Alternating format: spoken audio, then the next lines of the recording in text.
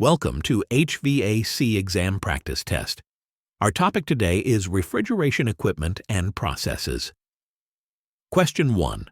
What is the most effective way to clean cooling towers and condensers? A. Regular draining and chemical treatment. B. Using abrasive cleaning materials. C. Replacing the system components. D. High-pressure washing only.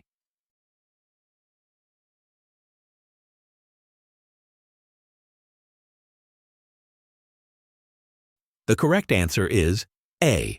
Regular draining and chemical treatment. Explanation. Cooling towers and condensers require both physical removal of debris and chemical control of scale, corrosion, and biological growth. Regular draining removes contaminated water and loose debris, while chemical treatment addresses problems that washing alone cannot reach. This combined approach maintains heat transfer efficiency and prevents long-term damage. Question 2.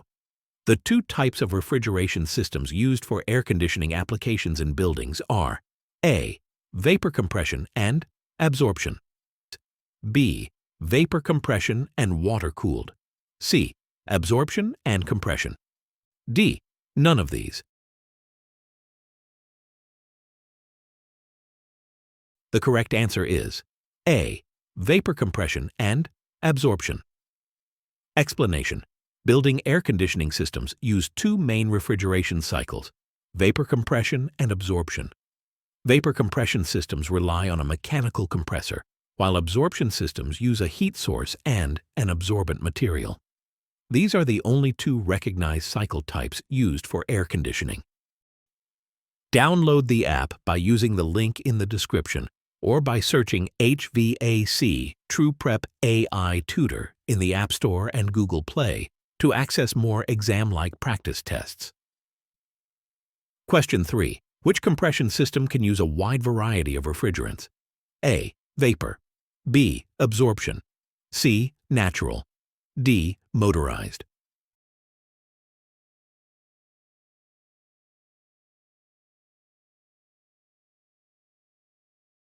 The correct answer is A. Vapor. Explanation.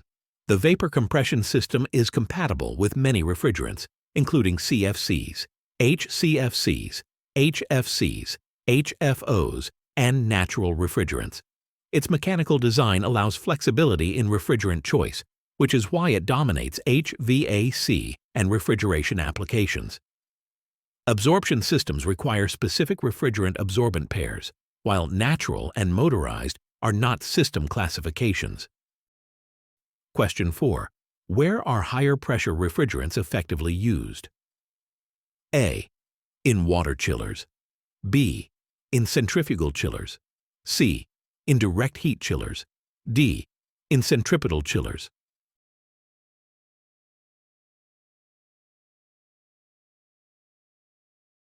The correct answer is B.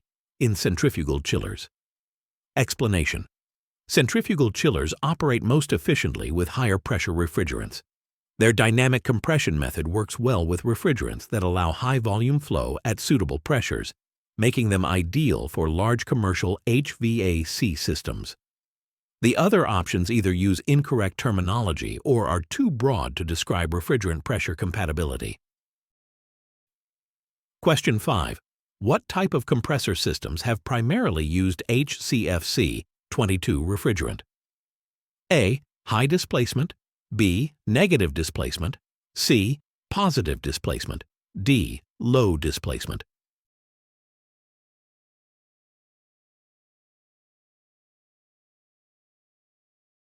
The correct answer is C. Positive displacement. Explanation. HCFC-22 R22 has historically been used in positive displacement compressors, such as reciprocating, scroll, rotary, and screw compressors. These systems compress a fixed volume of refrigerant and match R22's operating characteristics. The other options are not valid compressor classifications. Question 6. Virtually all blank space compression systems require lubricants to allow efficient operation. A. Liquid. B. Vapor. C. Solid. D. Water.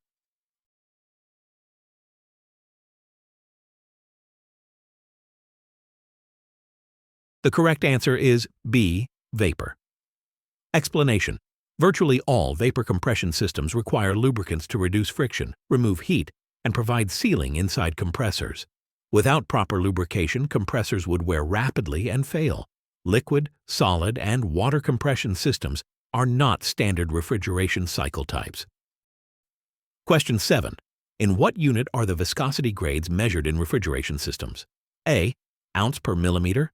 B. Pounds per gallon. C. Centistokes, CST. D. Ounce cubed per centimeter.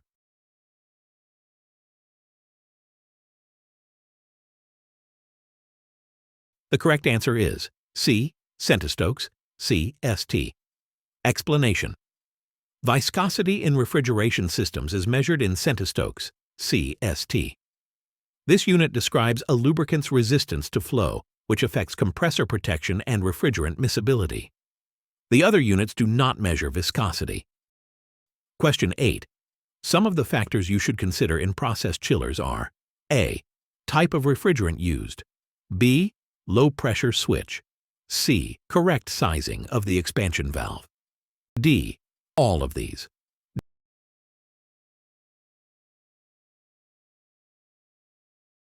The correct answer is D. All of these. Explanation. Process chiller performance depends on all listed factors. Refrigerant choice affects efficiency. Expansion valve sizing ensures proper operation, and low-pressure switches protect the compressor. Ignoring any of these can cause performance or safety issues. Thanks for watching. Don't forget to like, share, and subscribe to our channel for updated videos every week.